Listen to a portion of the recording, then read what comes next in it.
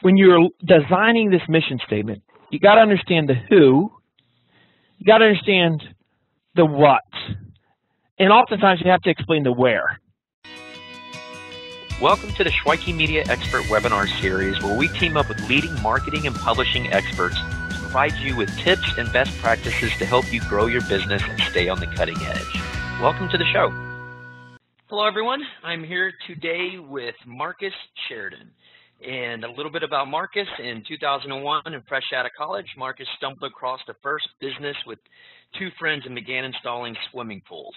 9 years later, and with the help of incredible innovations through inbound and content marketing, Sheridan's company overcame the collapse of the housing market and became one of the largest pool installers in the U.S.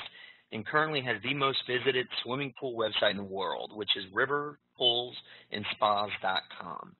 With such success, in late 2009, Sheridan started his sales, marketing, and personal development blog called The Sales Lion, and has since grown the Sales Lion brand to be synonymous with inbound and content marketing excellence, while being featured in multiple industry publications, including the New York Times, where he was referred to as a web marketing guru, and I can vouch for that.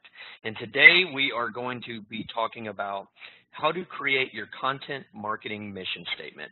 Marcus, how you doing today? Good, buddy. It's great to be here as a return visitor, which I love coming back to your house and excited to talk about something that, frankly, goes deeper than just, quote, a content marketing mission statement, but I'm sure we'll talk about that. Yeah, absolutely. It's, I think, where everything has to begin. What do they say? You got to spend most of your time sharpening your axe, right? Yeah, that's right. Chopping the wood. So that's I think the gist of what we're going to be talking today. But before we get into that and all your amazing knowledge and insight here, I want you to first define what content marketing is in your words. I think it's important to understand that before we backtrack and go into setting it up. Yeah. I think that's. We're going to hear a theme a lot with this conversation, Dave. And keep in mind, my definition is one that has been derived from this obsession of getting buy-in with this thing that you and I call content marketing. Mm-hmm. And if I thought like a marketer, I might give it the marketing definition that you would see in Wikipedia. But the problem is that definition isn't made to get buy-in. It's not designed in a way that people could repeat it again and again across departments. And so that's why I have the following definition. And it's one that I think everybody can fundamentally understand within an organization. That is this.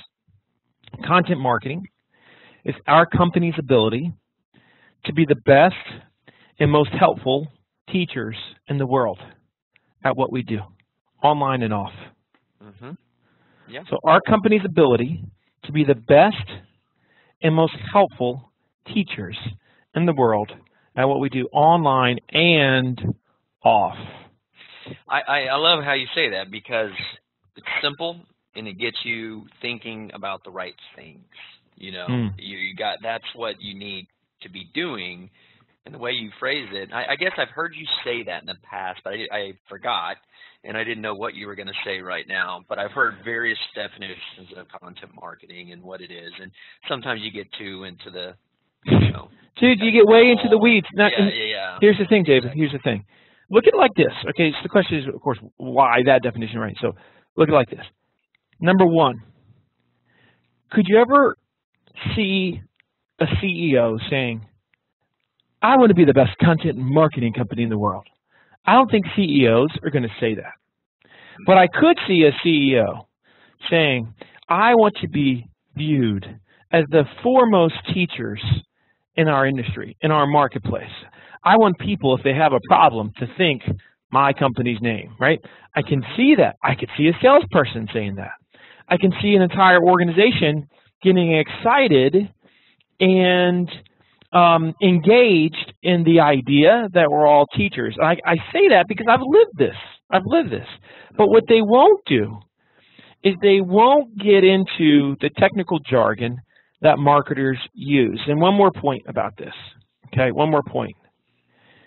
I have found, because, I didn't know this when I was just a simple pool guy 7, 8 years ago, just starting to write about this stuff. But I have found time and time again that when it comes to business, when it comes to change, that if you want an evolution of a business, if you want to get something approved, if you want to get it done, you call it sales. And if you want to get it rejected, you call it marketing. And so that's why when you talk about content marketing, you can't talk about it like it's marketing, because that in that moment, it puts it on a path of rejection. And it sounds like trite almost to say it. It's true. It's true. I've lived it. I've experienced it again and again. And that's why that definition sticks and it works. And I've seen it get so much buy-in. Yeah, and like I said, it's you understand it right when you finish saying it, you know, and it gets you in the right frame, and then you can just tailor everything. And of course, you have technical aspects and all this stuff, and you want to, know kind of, the technical, what kind of money words you want to rank for and stuff. But all that needs to be known on the side, and but the main gist of it is teaching, educating, helping, and in that statement, your definition basically brings that right to the forefront. That's the most important thing. Everything should follow it. Okay. So let's go to the beginning. Again, tell me why you think it's so important to have this content marketing mission statement.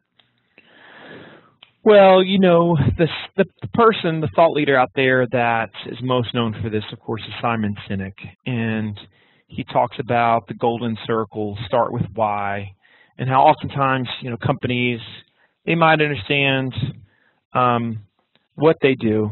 They usually understand, what they do, and they often understand how they do it, but they rarely understand why they do it, right? Mm-hmm. And because they don't get the why, it doesn't permeate every part of their being, if you will, right? And so you've got to understand the why to take something that is a program to turn it into a culture. There's a very big difference, because programs come and go, right? They die. They're born, they live, they breathe, they die. And most people expect them to die. And so when you start a content marketing, quote, initiative in your organization, most people, because everybody's a doubter, except those that are in the marketing department, expect it to die. And so you've got to give them the vision that goes beyond that. And that's why we have to help them see it in a, like, oh my goodness, this can't die because it's part of who we are. Mm-hmm. And it has to be something that, look, we're all seeing this. Digital in and of itself, content, producing it, be it text, video, audio, whatever it is, it takes serious work, serious commitment, serious involvement from multiple people on your team. And so if you don't have all those things, you're going to probably fail, or you're not going to get the results that you want. In order to get that participation from everybody, they've got to know, why should I even bother? Now, granted, we can force feed it on them, but it's much better if they come with a smile, right? Mm-hmm. If they're engaged with a smile. And when they see themselves as a teacher, you go to most people, Dave, and you say to them, would you consider yourself, at least in one area of life, a good teacher? Do you have the ability to teach anything at all well? Most people would say, yeah, I'm a teacher. You see, that's a powerful thing. And so we want everybody on the organization, within the organization, to be able to say, yeah, I do have something to give. I've got something to offer the world. I've got something to teach the world. I've got a message that needs to be heard. Those that are out there need to know what life has taught me, right? And so when that happens, we have the starting point. And when we can refer back to it, and we're all on the same page, and we're not looking at it in different lights, from different angles, from different lenses, we're able to say, as a group, whether it's an army of one or an army of 1,000, whatever it is, we are all teachers. It's our job to help our customers, potential customers. We want to solve their problems. And we want them, if they have a question, a need, a worry, concern, an issue, we want them to think our company name. We want them to come to us. And if we do that, they'll trust us, they'll love us, and we'll have a great relationship, right? So we need everybody thinking that exact same thing and understanding that domino effect. That's where it starts. Yeah, and you would think, out of the woodworks are going to come people within the company that says, hey, what about this? Assuming everybody's in line and they understand that, and you develop that mission statement, you know your why.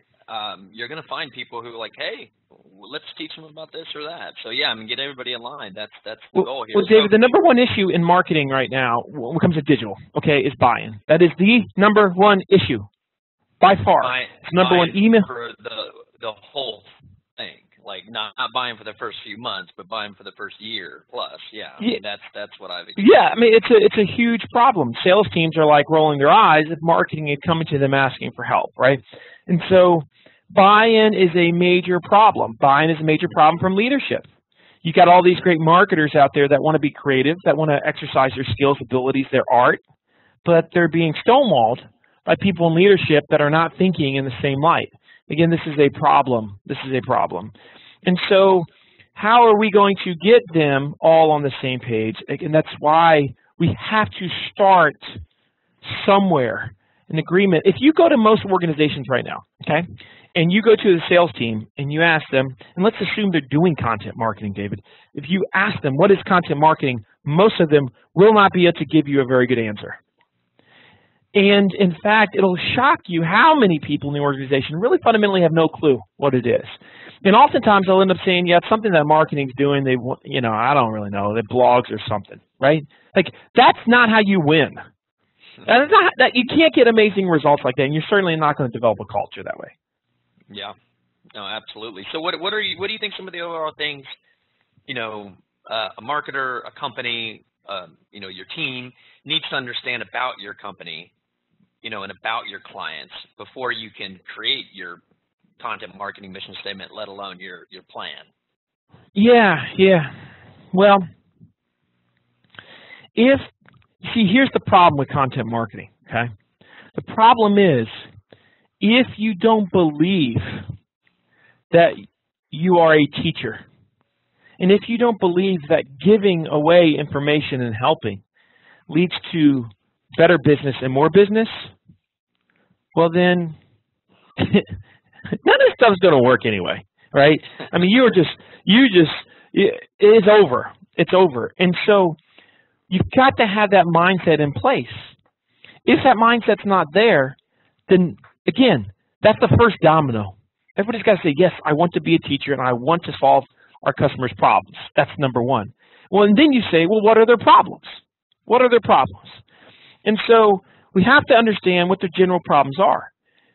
We also have to understand who we are trying to solve problems for. Okay, so who's the who? So in other words, the who for me might be that I say, okay, well, let me give you one more parameter to this. It's basically when you're designing this mission statement, you got to understand the who, you got to understand the what, and oftentimes you have to explain the where. So, for example, let's say that you're an accounting firm, okay, and you are working with small businesses mainly, and you generally are focused on the Washington, D.C. area, okay? So you might say as your content marketing mission statement, we want to be the premier source of accounting information for small business owners throughout the Washington, D.C. area. There. You've understand the who, which is small business owners. You've explained the where, which is the D.C. area. You've explained the what it is, which is basically the premier source of helpful information, or whatever that is, right? So you've defined all those things now within the mission statement. And if you've done that, you've done more than 99% of organizations when it comes to their content marketing efforts. Back up, repeat what you just said, and then say blank. You know, say that again. I want people to write this down. I do. I mean, we got it. You just said 99.9% aren't doing it, right? So let's drive this home. Yes. Say it again. Say it again. Yes. Say, and then pay. Don't give us a specific example. Say blah blah blah. We have got to have who we are trying to help, how we're trying to help them, right? It's the how what side of it, right? And where we're doing this. Because some businesses are just U.S. Some are North America. Some are international. Some are the world. Some are part you of got the to define that. That's right. That's correct. And so that's why when you define that and you're debating about content, what to produce in the future, you're able to look back at your mission statement and you're able to say, you know, we're not here to help the people that are not in D.C. We're here to be the foremost teachers for accounting services and questions for small business owners in the D.C. area. We're not here to try to make the corporations happy. That's not our goal. We're not here to teach the person that's in Seattle. We are here for them. We understand who we are. Because of that, it'll guide us along the way. Yeah, and let me interject and, you know, feel free to shoot down what I say or agree. But for those who out there who are listening to this and they hear that, understand that this is where the SEO aspect comes in. So if you're writing all about this and you're focusing on Washington, D.C., it's Correct. going to be natural that you are going to be mentioning Washington, D.C. in your copywriting without having to even force it into your copywriting. Great point. It's going to happen. Then over time, you will start to rank for what you want to rank for. So that's how this works. You know, with Google's going, it's semantic, meaning synonymous with, meaning, you know, voice search intent, all of that stuff. It all will help you out, and this is where your SEO benefit comes up. And if you listen to Marcus, what he's saying is be specific, know what you want, know who you're speaking to, and then the organic, the SEO. Over time now, you know, of course you got to do the proper, you know, title tags, and, you know, you can Google all that stuff and figure it out. It's not rocket surgery, but you do need to know how to do it. But you naturally will get what you want organically by just following what Marcus is saying over time. Now, it needs to be consistent, needs to be good, needs to be applicable, needs to be targeted. So anyways, just wanted to throw that out there. So because a lot of people want to rank, and they understand that content, they go to any SEO guy and they always say you got to have content. Well, that's how it works, you know, by being specific like that. So, specificity wins the day. It's a great point, Dave. And a lot of people forget that, and they get too generic with it. You're always better leaning towards being specific with your content versus generic every single time. But most lean towards being generic versus being specific, and thus they suffer, they lose. Or they learn from, you know, big companies talking about this, right? And of course they're going to be a little bit more generic. They have a lot more money to waste, and they have a lot more reach or a bigger opportunity because they are national or global or whatever. But that's not you, possibly. Right. That's you know, I mean, it could be, but, you know, most likely it's not. So yes, exactly. Niche, specificity. I mean, you hear it over and over, so do it. Do it. You hear it, do it. All right, well, awesome. So let's circle back. You mentioned lack of buy-in being the #1 biggest problem these days. So what have you seen? You work with small, you work with medium, you work with very large corporations. I know you do from following you over these years, so you should have insight from the tiny to the large. So what have you seen? And if you want to break it up. If you think this works for everybody, then say that. But how have you seen some small and large companies go, or the marketing departments or ad agencies or whomever, how do you see them getting buy-in with the higher-ups successfully, of course? Yeah. So I'm going to give you some simple ways that I've seen this done. Let's take, for example, Content Marketing World. You know that event. I know that event. It's one of the premier events in the world for understanding what's happening with digital and content's relation to today's buyer. Okay. I did a sales session there last year. So they have a sales track. They've got a marketing track. I did a sales track session at about 200 people in the room. And in that session, I did a live poll. And I said, how many of you are primarily in the sales department? And how many are primarily in the marketing department? And this is what I found. I had about 190 people that were in the marketing department, and 10 people were in the sales department. And it was a sales track. In other words, that was the most densely populated sales session you're going to attend. And yet, there was 5% were actually in sales. And so here's what marketers have completely whiffed on. They do not realize that it's more important that the leadership team and or the sales team attends marketing conferences than it is the marketers themselves. They don't get it. And because of that, what happens is marketer goes to the conference and gets all excited.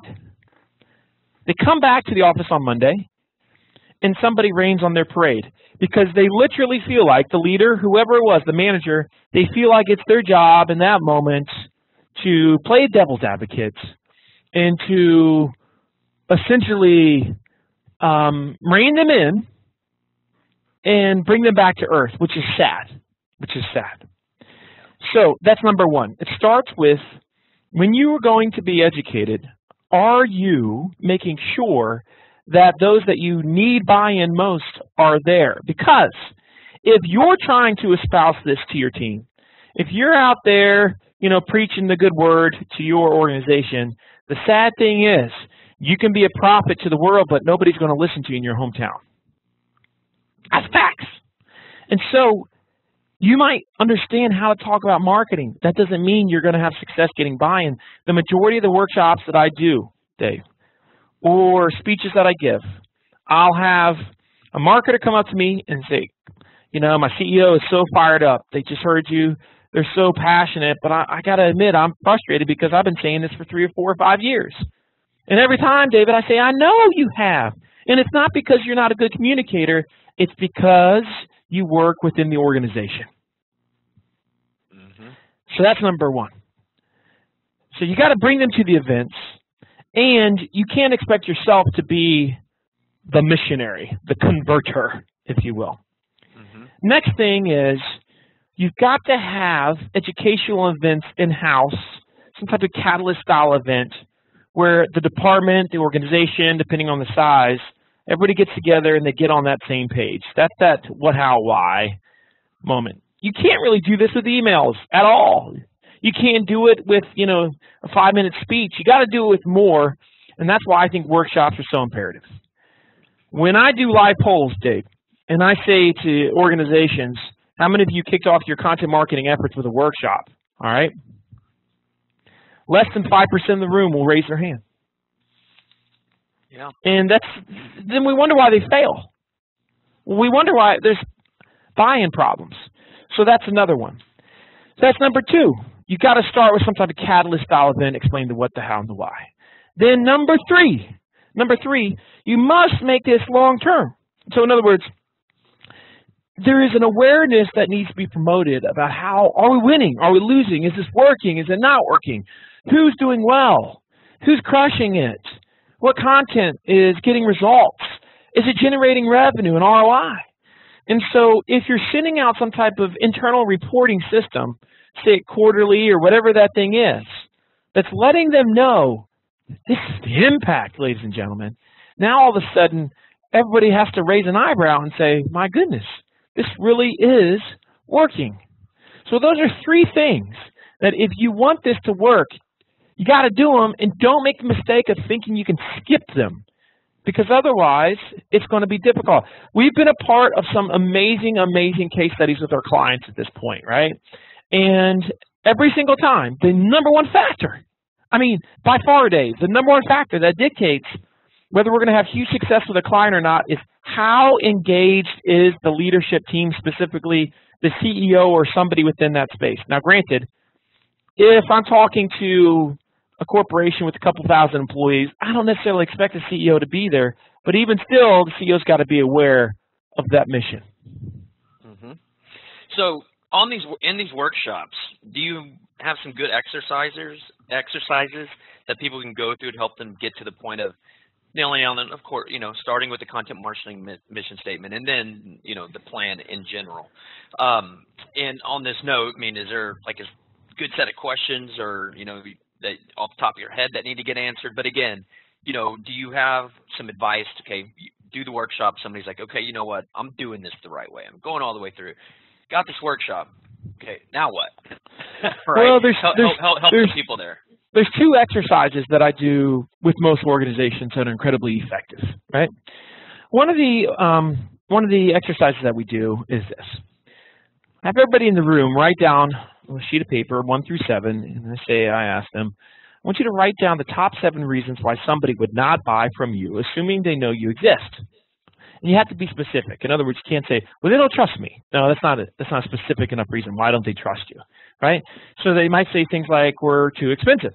Or they might say things like, they've read bad reviews about us. Or they might, whatever that thing is. Or, you know, we don't have the right, our solution isn't the right fit because of X, Y, or Z, right? But write down top 7 reasons why somebody would not do business with you, assuming they know you exist. This is extremely powerful because what's crazy about this, a shocking number of people, specifically in the leadership department, can't even come up with 7, which is embarrassing. Usually the sales team does it pretty fast because, of course, they're hearing it all day long. What's funny is the leaders are the ones that are making the directional decisions for the organization, and they're aloof because this list is everything, Dave. Because here's the reality. If you can eliminate these fears, those 7, before they contact the salesperson, your business is going to change forever. Forever. And this is the essence of content marketing. So that's step 1 is you make the list of 7. Step 2, and this takes seconds, is I want you to put a check mark next to each one of those 7 that you've already addressed really well on your website and within your digital platforms. Okay? And this is what I found. And I've done this exercise with, at this point, I guess over 10,000 people. Out of 7, on average, there's about 1.5 check marks. Doesn't matter the industry, doesn't matter the event, 1.5 check marks. So in other words, the 7 most critical reasons why people do not do business with us, we decide not to address before they actually talk to us, which means we're hemorrhaging potential customers. That's what that means. Are you with me so far?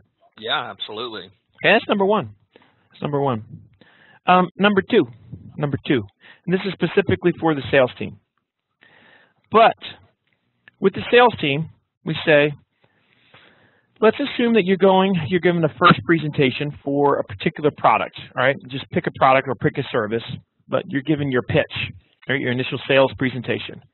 What are the top 10 questions you get every single time? Okay? You get every single time. See, what we find, Dave, is that 80% of the questions that people get on initial sales appointment are the same every single time. Yet, notwithstanding, we allow our sales team to continue to answer these same questions every single time. And of course, the question is why? Why have they not figured out how to answer it yet? Do they need to practice? Of course, the answer is no. We just are allowing our buyers to live in ignorance, and we're incredibly inefficient because of it.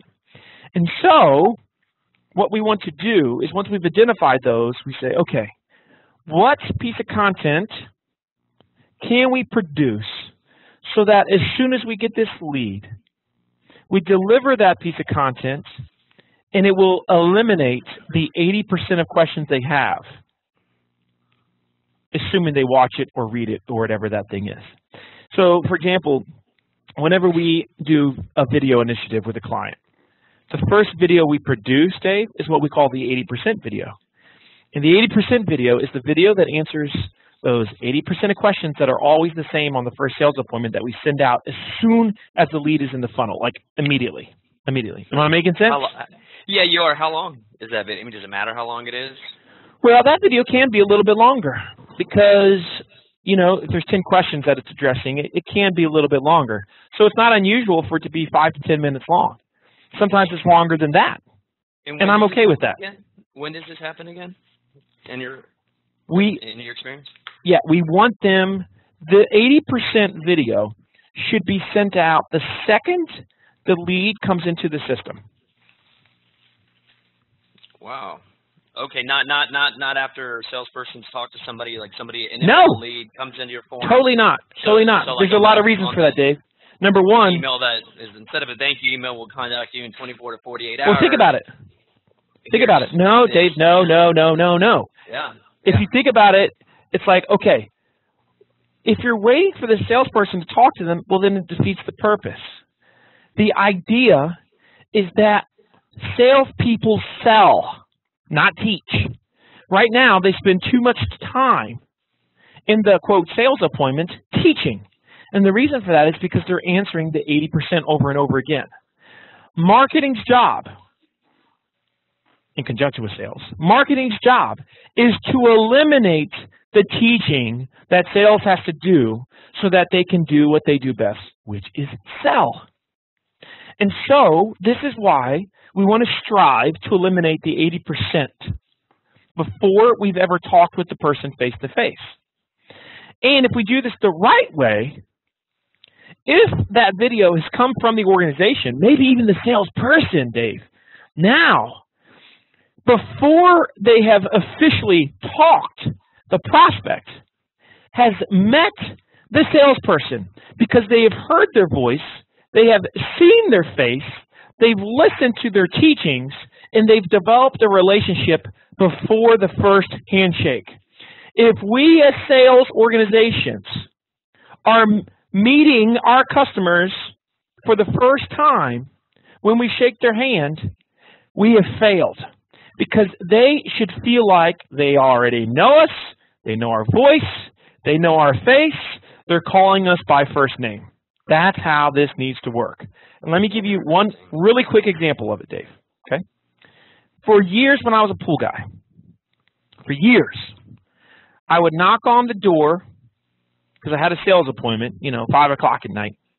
I'd knock on the door, and I would hear a kid in the background say, "Mom, Dad, pool guy's here."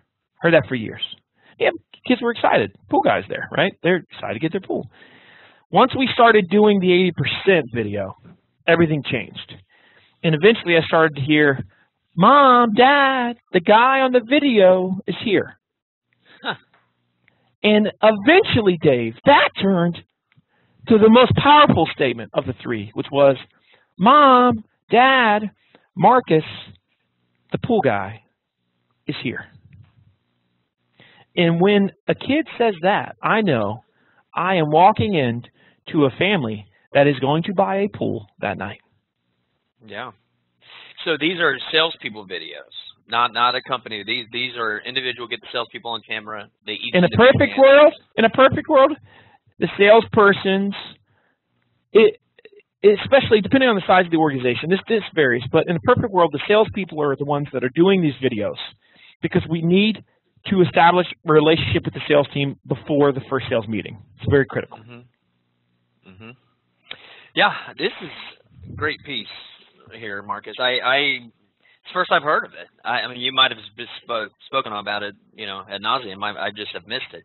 Yeah, that's powerful. I mean, I'm making notes on for our own stuff here. I mean, it makes so much sense. But second step, if you can't because I have experienced some salespeople who just, let alone take their picture, get them on camera, it's like the end of the world, So, and some people just have that crazy fear, and I know you're like, well, get over it, right? But let's just assume that you do have hundreds of salespeople, and it's impossible.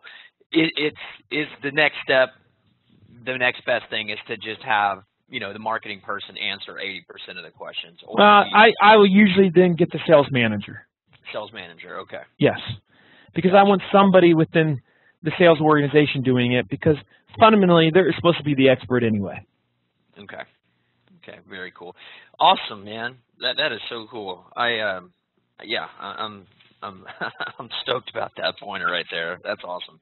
And it's gonna not only grease the skids, it'll things will go not only smoother but faster. Faster, bro. Faster. Yeah. You'll cut down your average sales appointment by 50%. Yeah. Yeah. Think about that junk. 50%. Yeah. Well, what can you do if you do that over the course of a year? How much more time are you going to spend with qualified leads or with your family because you have more time now? I mean, to me, this is what it's all about. I used to have to go on, when I was a pool guy and I was inefficient and didn't do this, in order to sell about 70 pools, I'd have to go on about 210 appointments. That's what I had to do. And when we started doing it this way, on average, we would go like literally to sell 70 pools, I'd have to go on about 100 appointments.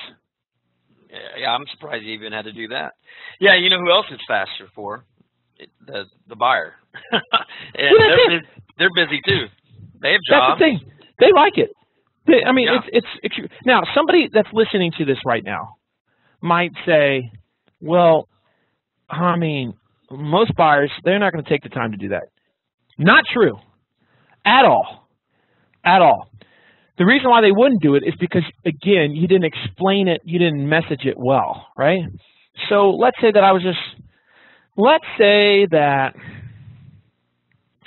we were just doing this, a particular style of this, David, and you called me up, right?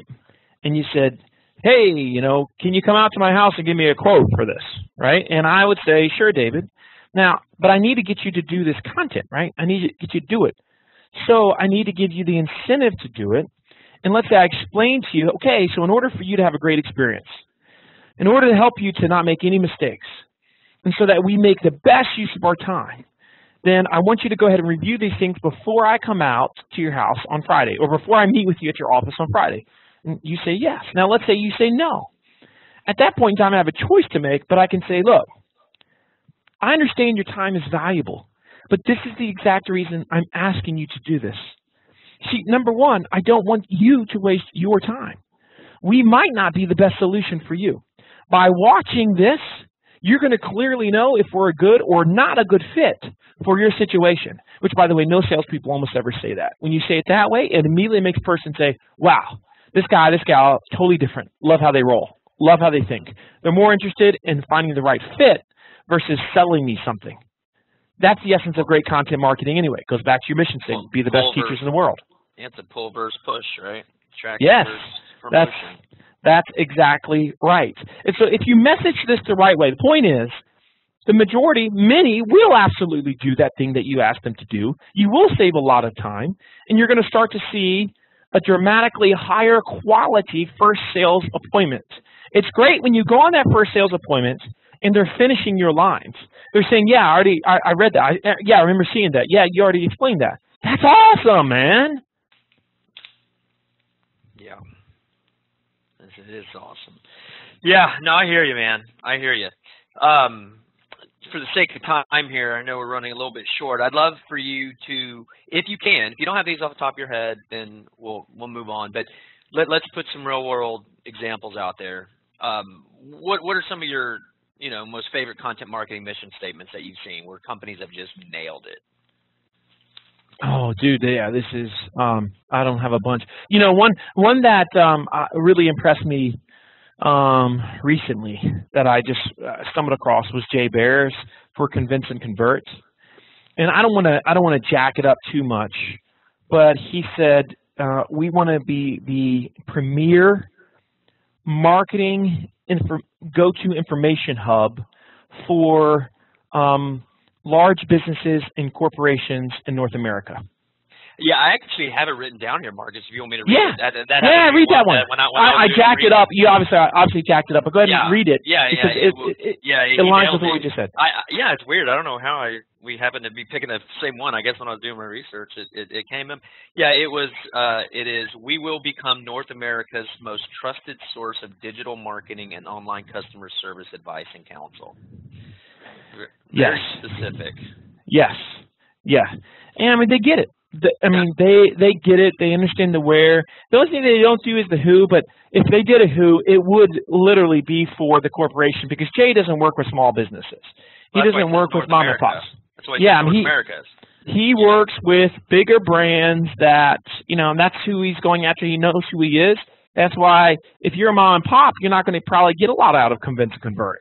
But if you're Discover Card, if you're Disney, if you're one of these other companies, you're going to get a crap ton out of going through their site and learning and reading.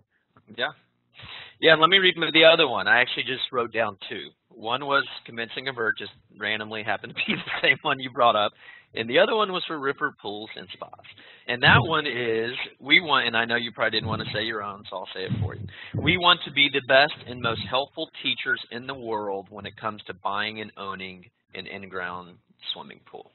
Yep. I mean, it's cut and dry. And from there, you could probably, I know this, it's so simple, right? It probably took you, weeks and months and maybe even years to go back and, and like really define it. Who knows, right? I mean, after everything you've learned. So, it sounds. But the reason why we say, there's a reason why we say world, because eventually I want to be selling internationally because we manufacture pools, right? And so when it comes to manufacturing pools, we have dealers that we send the pools to and they install them in the ground, right? And so I don't want to just we start off as just a Virginia installation company. And then because of the influx of leads that we got from all over the country, I'm like, man, somehow we got to be able to sell these people. That's when we started manufacturing. And so as the manufacturing grows, I realized I'm going to be an international company. And so as to align my thoughts with that, that's why we have the mission statement in that way. Mm-hmm. Awesome. So where do you think some people go wrong here on that, accident or whatever? Where and possibly where they might miss the mark? The simple answer to that is they don't do what we've talked about. They think like a marketer. They speak of this like it's marketing. When we talk, Dave, usually I come back to sales. It's a sales conversation. Like today, we've had a sales conversation. It's been organizational, but the examples and the main points have been about sales. I do that for a reason. To me, it always comes back to sales because that's the way that we need to think about these things if we want to get people saying, I need to do that. I'm motivated to run with that. If the sales manager has heard me talk about this today, they're saying to themselves, yeah, why the heck am I answering those 80% of questions over and over again? That's stupid. It's a waste of all of our times, right? And so that's one of the major mistakes. Don't see this like marketing. Start with the mission statement early. Start with the workshop. The mistake is not doing the workshop. Bring your team to these educational events. The mistake is not bringing them, thinking that you can just be the messenger. Can't do it. Can't do it. And then not immediately integrating content into the sales efforts, the sales process. Big mistake. You got to do that. That's how you get immediate wins.